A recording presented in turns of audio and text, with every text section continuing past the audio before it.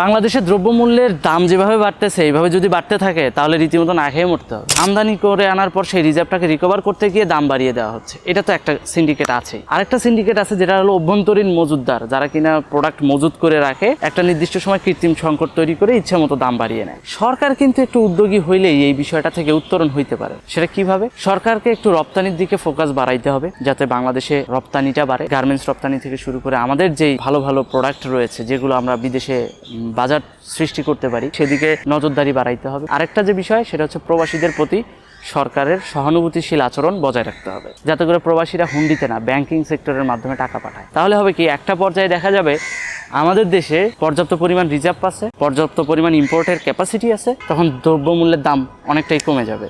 আর যখন সংকট সৃষ্টি হবে তখনই কিন্তু দামটা বাড়ে। তো আমাদের এই যে ম্যানেজমেন্টগুলো এইগুলো ওয়ান বাই ওয়ান ঠিক করতে হবে। প্রথমে যদি আমি বলি গার্মেন্টস সেক্টরের কথা, গার্মেন্টস সেক্টর যদি আপনি চিন্তা করেন, এটা কিন্তু রপ্তানি আগের থেকে কমে গেছে।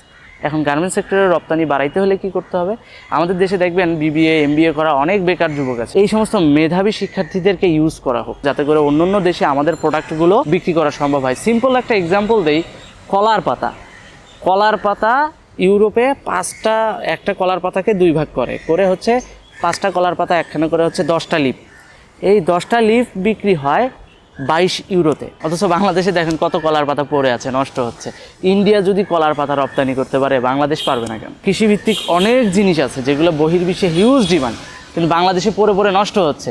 সেগুলোর বাজার সৃষ্টিতে আমাদের এই যে এমবিএ করা বিবিএ করা এই ছেলে মেয়েদেরকে ট্রেনিংয়ের আওতায় নিয়ে এসে তাদেরকে কাজে লাগান। সরকারি পৃষ্ঠপোষকতায় তাদেরকে দেশের বাইরে পাঠায়া সেই মার্কেটিংটা করতে পারে, সেই স্কোপটা তৈরি করে দেয়। অনেক দুর্নীতিবাজ আমলারা তো বিদেশে যায়, তারা তো দেশের টাকা বিদেশে রাখার জন্য যায়। আর এই সমস্ত মেধাবী শিক্ষার্থীরা যদি যাওয়া শুরু করে, তো তারা বিদেশ থেকে উল্টো টাকা নিয়ে আসবে, রেমিটেন্স নিয়ে আসবে।